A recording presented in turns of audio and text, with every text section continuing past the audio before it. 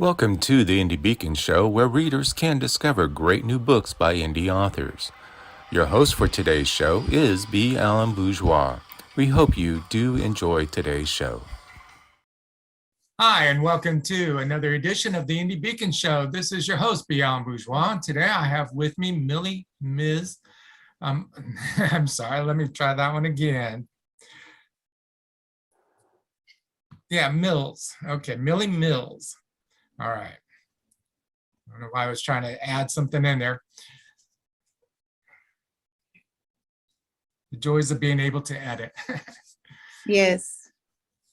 Hi, and welcome to another episode of the Indie Beacon Show. I am your host, B. Alan Bourgeois, and we appreciate you either watching or listening to the show. Today we have with us Milli Mills, who has quite an interesting past and future ahead of her, no doubt. And welcome, Milli. Hi, thank you so much, Alan. Thank you so much for having me. I'm excited. It feels weird being on this side of the fence because I'm used to being the one asking the questions. Exactly. I've been on your show and I appreciate what you did for me. And so now we're turning the tables and supporting you in this respect. So Milli, you have a long history with radio personality type stuff, but let's start with being a young little girl. You won an award. So let's start there and tell us what made you, or how did you win the award and what got you into the future, your present occupation? Okay. Well, I've always had a knack. I've always had this great imagination, they say, when I was a kid. And I started dancing around the house at the age of 3. I listened to all types of music, pop, rock, R&B. And at the age of 7, my sister put me in a talent show because I was pretty good at freestyle, street dancing. And but I always had a knack for poetry. That's pretty much where it started. In high school, let me go back, middle school. I was awarded outstanding performance in English because I was pretty creative in the area of English language arts. That's where it kind of began. That was a creative class where you had to write, come up with storylines, come up with poetries and skits and things like that. And by the time I reached high school, I really felt like, hey, acting, writing, poetry, all this kind of thing, that was me.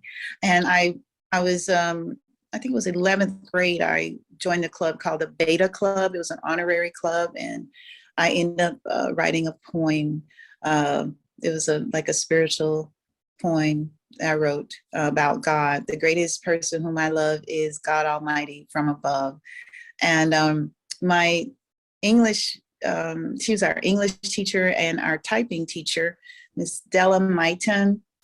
She's very impressed with my poem that I wrote because I shared it with her, and she submitted it to the National Beta Club journal. They had like some kind of column that they would take entries on a monthly basis. So my poem was entered there at the age of 16. And once I saw that I had a knack for writing, I just, off and on all my life, I've been writing. And I'm so thankful for the whole blog thing because it really helps people like myself who do not just write full books on a day-to-day basis. But I do like, just blogs and journals or even doodle throughout the day. If I have a thought, if I capture a moment, or if I hear someone else's thoughts, I will sometimes capture those. Like, I was listening to a song by John Mayer over the weekend on Spotify, and it's not like a brand new song by John. I love his music. This goes back to, I think, 2003 on the Continuum album. But I noticed some lyrics that I never heard before, Alan, and I captured those lyrics and I saved them in a safe place in case I need it later, just to help someone or just to inspire someone. Because that's a part of another thing that I do. I really like inspiring and giving back and helping others. And that's what I do through my writing as well. So, well, actually, I want to talk about you giving back because you, through the process of your blogs and being a radio personality, you created Millhouse Entertainment, If I understood correctly, that started off as a business concept, but turned into a nonprofit. Is that correct? That is correct, Alan. You are so right. In the beginning, I was trying to make it into a production company and maybe record label later. But the cost to get that off the ground just wasn't feasible at the time. But I still continue to offer advice and guidance to upcoming independent artists who were trying to get into the music industry, recording industry, and just didn't know how to get started. And at the time, I was working in radio, and I had, a lot of connections to a lot of the record reps when they came into the office who were promoting some of the latest artists, from labels like Epic or Columbia, MCA, RCA Records. So I kind of had a knack just for helping artists, just kind of guiding the local artists who were trying to get their feet wet. And if it was no more than just getting them on a show, a local show that's in town and they just want to get exposed, or getting them some print in a local newspaper, and giving them that recognition or that spotlight that they deserve. And to that extent, you've taken the nonprofit now and you actually go into schools giving advice. So give us, is that restricted to the performing arts, or is there something else that you're adding into that as well? Well, it's not exactly just restricted. It's kind of an open door, but I really want to give back to the youth. I know initially I was just helping independent artists, alike, but now as the company has grown, I learned when my daughter was singing years ago, she, we launched her career at the age of 15. She wrote her first song, Not the One for Me. And one of her peers or classmates, well, he was a year older, but when he heard that she had written a song and we were about to record it, he said, "Hey, Ramil," that's my daughter's name. He said, "Hey, Ramil, let me jump on the track, and do like an opening rap piece to open up the song." And, and we let him get on. His name is Kid Cam, and he's successful now. He's touring with a group called Cure for Paranoia. He's the lead man for the group. But it was when I noticed things like that, where there were so many youth that have, that type of talent and wanted to get into the industry and didn't know exactly how to get started. That's what made me target the youth to kind of help jumpstart their career path in the field of arts and entertainment. Great.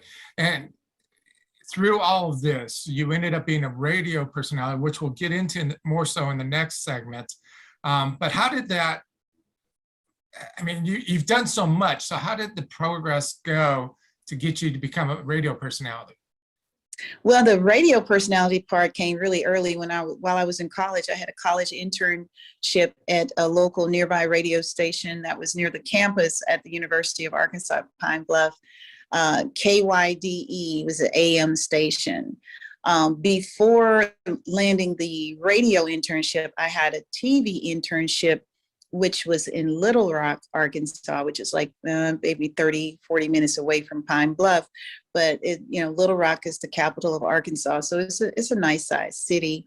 And the number one news network was ABC KATV. So I had a chance to do an internship there, but for some reason it just, my passion wasn't there. And I knew this was a golden opportunity, but I kind of fumbled it. I didn't really take it and run with it like I should have, because I looked at the stories. A lot of the stories that they were capturing, they were kind of negative. And at that age, I just didn't have an interest for, going out grabbing the hottest story for news. That just didn't interest me. But the following semester, when I was given or landed the radio internship through one of our college instructors, Miss Broughton at the time, helped, put the whole internship opportunity together. The minute I walked in and I saw the turntables at the time, we used to have turntables instead, records were on vinyl, and just hearing the radio DJ at the time, hearing him behind the scenes with the headsets, oh my gosh, I was like, this is it. this is my calling here. And the music, hearing some of the, your favorite songs, and I loved it. And then the program director at the time, her name was Mary Nell Howard, rest in peace. But after I graduated, she gave me, extended the opportunity. If you want to stay on and work with us, I don't have anything full-time right now, but you're welcome to do part-time and fill-ins, which I did it for a while, a few months, and I had a full-time job working for the state of Arkansas, but it wasn't enough. I was like, I gotta go for more.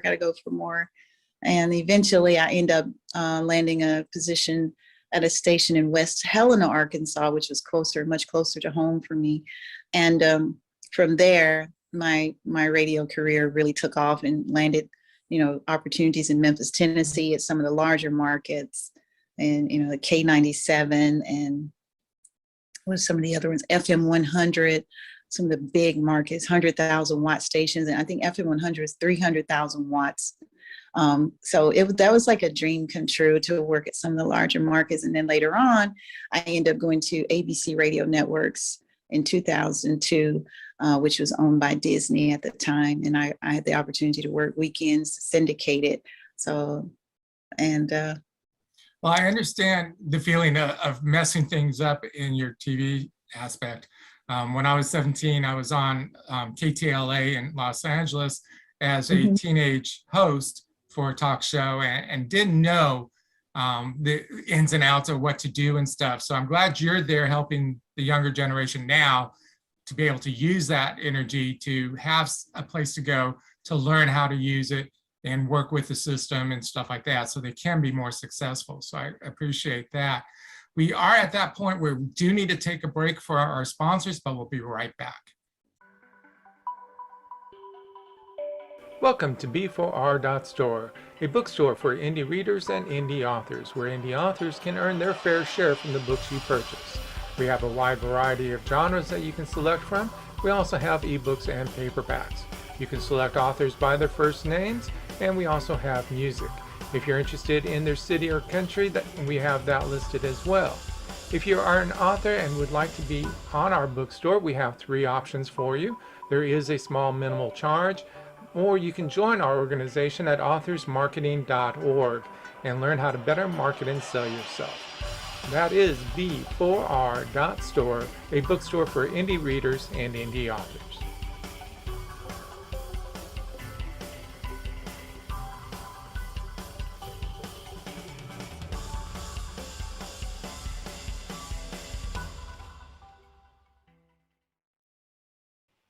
Hi, I'm Charles Brakefield. And I'm Rox Berkey. Together, we write as Brakefield and Berkey. Our techno thriller series is 12 books strong, with book 13, The Enigma Tracer, planned for 2022. Techno thrillers are the cyber good guys versus today's darknet thugs. We added our series prelude, Out of Poland, a 1939 historical novella, in 2021. We also have 8 short stories available in family and women's contemporary genres, with more planned for 2022. Please visit our website, enigmaseries.com, to learn more about why we say technology is today's weapon of choice. Thank you. Welcome to the Indie Beacon Show, where readers can discover great new books by indie authors. Your host for today's show is B. Alan Bourgeois. We hope you do enjoy today's show. Hi, and welcome back. This is your host, B. Alan Bourgeois. You are either watching or listening to the Indie Beacon Show, and we greatly appreciate it. Today, I have with me Milli Mills, and we appreciate her being with us. We were talking about her nonprofit, Millhouse Entertainment, but we're going to talk about her book at the moment. It is entitled, and I had it just here a second ago, there it is, On the Air with Milli Mills. And this is a book that I'm going to let her explain because it covers a long period of time. So Milli, if you would be kind enough to start with, why did you write this book? Okay, Alan, yes, I wrote the book to inspire others who are trying to, especially females, minorities who come from a challenging background as myself. I grew up in a very small town of about 1,300 people where big dreams just didn't exist for many. So I was one who had all these ideas and big dreams, growing up as a kid. I wanted to be a movie star. I wanted to be this, I want to be that. And I was like, oh gosh, you can't do any of that stuff here. How in the world are you going to do that? What are you talking about? It just sounds crazy to a lot of the, people in the community or my friends or peers. So my goal is to just instill that hope, never feel like you can't do anything just because the majority around you aren't doing it, just reach, try to reach and climb above and go forward. Reach out to others who are doing what it is that you want to do, even if you have to go through, now you got all the technology, so you can email people, you can go to websites and get information. You can attend, Zoom meetings such as this, or you can go to different conferences and seek out the help that you need. So that's what the book pretty much talks about, how I started in the industry back when technology wasn't what it is today. We didn't even know what a computer or cell phone, any of those things were. And, it just takes a little bit of courage to go for what you want and never give up. And, it talks about how at the time when I became a radio personality, it was more straight-laced. You had to be articulate and straight-laced as an announcer. But now, out there in the industry now, it's like anything goes. You can be more free, have a lot more edge, for a lot more room of personality. And I notice now that there are more celebrity turned radio personalities than when we started. It wasn't that way. So a lot of the radio stations now look for celebrities or individuals who already have a large following. That's who they are attracting now, so that they know they will be more guaranteed to get more listeners when they have someone, like a Steve Harvey, that can be heard through syndication on their morning shows every morning, because why, they see him on TV. So he's already he has followers, versus if they just get someone locally that, a lot of people have not heard of, then they may not have as many listeners or a large listenership. So that's what I. Yeah, you're definitely talking about the changes that you have seen and we have seen over the years. Like you were saying, the straight-laced aspect of being a radio personality. Now almost anyone can be a radio personality. I mean, podcasts, YouTube, all of it's out there. Even TikTok now is growing rapidly. A question for you, because knowing this and then having a book, the same thing applies. So what challenges are you seeing as an author that relates to you as a radio personality? Oh, it's been tough for me to get back into the industry. I worked in radio shortly after college for about 25 years, but then around 2007, when we saw the change, when the internet, all of the internet stations and the podcast started to rise, a lot of us were cut out of our jobs, and we were replaced with the celebrity turn personalities, and with all these different opportunities to have a show through podcast. So with that said, I lost my thought. Well, let me guide you back a little bit. Because what you're saying is exactly what we've been educating authors through our organization, is that you've got to have a following to build. Yeah. If you have none when you start off, you've got to build that following as you're going through the process in order to become successful. We don't blame the celebrities for branching out and growing their income and stuff. But that's what everybody's looking for, whether it's on the radio shows or publishing houses. You've got to have that following. So for you, even though you had the radio personality and you were out of it for a bit, how does that relate to you marketing and promoting your book, getting people to know about it? Okay, well now, how I promote my book is basically through my my websites or different pages that I have, like Facebook. I have a page about it on Facebook, and I don't really promote it through my podcast show. I do have a podcast show, but I help, again, expose and promote others. But I reach out to people like yourself who showcase authors and, locally and abroad. I reach out to you guys to try to be a part of some of the events that you have going on. If there's I guess like a book fair, book festival, or if there's, a chance for me to be a participant as a vendor to sell my books, that's where I get in. And, if there's speaking opportunities, speaking engagements for authors, I look for those type of, opportunities. And that's pretty much how I stay relevant. Since I'm not in radio to have such a large following at this time. And then my podcast show is fairly new. I've only had it a little over, it's what's going in at 2 years. In July, it'll be exactly 2 years, but we're still growing and we're still promoting the show. So in the meantime, I'm just still on the grind, trying to promote my book through social media. That's basically how I do it. You sound like me. You're helping everybody else promote their stuff, but you're not promoting yourself as much. Which is what I do. I help everybody else, just not my stuff. So yeah, that is a downfall for both of us, but we'll work on that. You come from a different perspective. Again, you're helping young people of all ages, all colors, all ethnic backgrounds to become more successful. And it's a challenge in itself because, the industry we're in, whether it's the publishing or the radio, constantly is changing. So how are you keeping up to date on all of this? Staying on the internet, watching TikTok, watching Instagram, wherever I can get information. Like I saw earlier, it's a commercial ad running about Acast.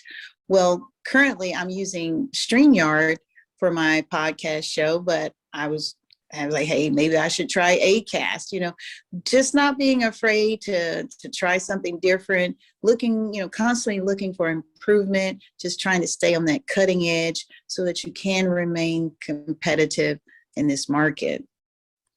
Yeah, I totally agree with you on that one. You have to constantly be reading up on all the latest information because it is changing so much and stuff.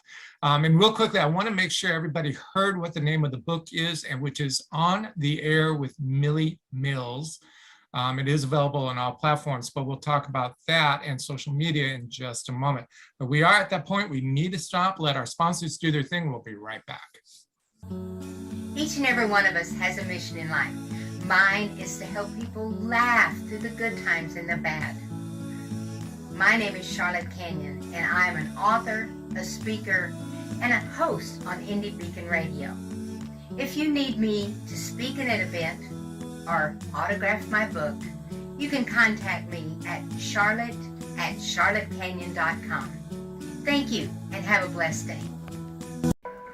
Authors Marketing International, a membership-based organization where members learn how to better market and sell themselves. Join us at authorsmarketing.org.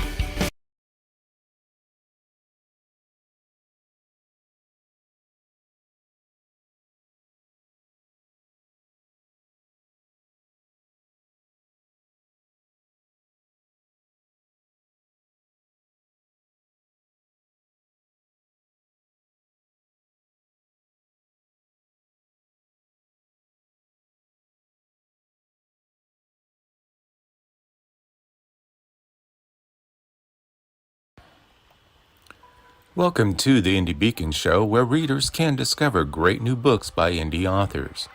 Your host for today's show is B. Alan Bourgeois. We hope you do enjoy today's show. Hi, and welcome back to the Indie Beacon Show. This is your host, B. Alan Bourgeois, and I greatly appreciate you either listening or watching one of our many shows. Today, we are talking with Milli Mills. I finally got the name right throughout the show. Sorry about that, Millie. Keep wanting to add extra letters in there, but she is the founder of Millhouse Entertainment. We just lost her. There she is. Okay. Technology, you gotta love it. She is the founder of Millhouse Entertainment, which is a nonprofit that supports youth and others in learning the business for both radio, music industry, and writing, because she is an author. First off, where can people find out more information if they want you to come and talk to their students? So let's start with your nonprofit. What's the website for that? It's millhouseentertainment.com, millhouse.com.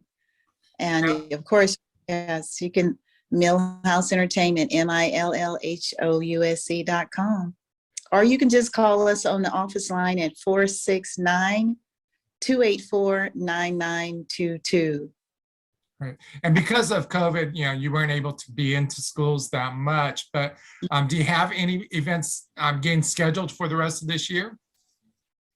Well, we're working on a spring, maybe summer, when the kids are out for the summer. We're working on the Art of the Arts educational youth seminar. That's in the making. And at this time, we're soliciting panel members. If you want to serve on the panel of discussion, we're open to all different areas of the arts and entertainment field, career field. If you're a radio personality, or if you're a model, a dancer, a singer, or a record producer, or record label exec, get in touch with us. You can send me an email at Milli, Milli, Mills, Mills, at millhouseentertainment.com. Okay. And your book is available in most all major bookstores, but it's also available on your website. Is that correct? Yes, there's a link right there on the front of the homepage. You'll see the little book icon, and you click on it, and it'll take you straight to the Amazon page where you can order it. Now, like you or like me, you're wearing a lot of hats and stuff. So are you finding any time to work a new book or a follow-up or anything of that nature? No, I have an idea about a new book, but I just haven't started to put it down on paper yet. But it's in my head. It's right there. I can see it, and it has a great concept. It's kind of like a continuation of the first book that I made, but it takes you in a different direction. Starts out kind of like continuing. And speaking of continuing, since you're still doing the podcast, we really didn't talk about what the title is and where people can hear it. So give us a brief rundown on that. Okay, Bring It in the House. That's the name of the podcast show, where we bring everything in the house.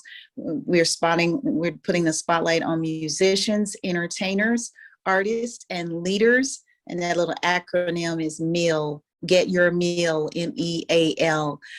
Yeah, so we just welcome, and we try to spotlight musicians, entertainers, artists, and leaders who are up and rising and just, need to get some exposure. And that's what we do.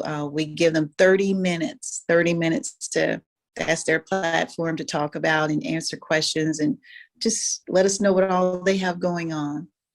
Okay. It's every Saturday at 7:30. And it's through StreamYard, but you see it on Facebook and YouTube, and then it's heard on all the social media platforms like Spotify, iTunes, Apple, Google, Amazon, Audible, all of those. You can hear it there. And as someone who's been on the show before, it's a fun, simple, easy show. It's a little challenging to be live because you can't go back and edit those mistakes that we have, but it keeps you on your toes and gets it going pretty quick. We are at that point where we've done our 30 minutes of the show. I thank you very much, Millie, for being with us, and we wish you the best of luck. Thank you so much, Alan, for having me on. It's been great. Thanks again. Thank you for watching the Indie Beacon Show, produced by B. Alan Bourgeois for the Authors Marketing International, LLC, copyright 2022, voiceover by B. Alan Bourgeois. If you would like to be a sponsor of the show, please contact us at authorsmarketing@outlook.com. If you would like to be on this show, it is free to authors. Simply fill out the form at indiebeacon.com. The music is provided by Happy Follows. The music is entitled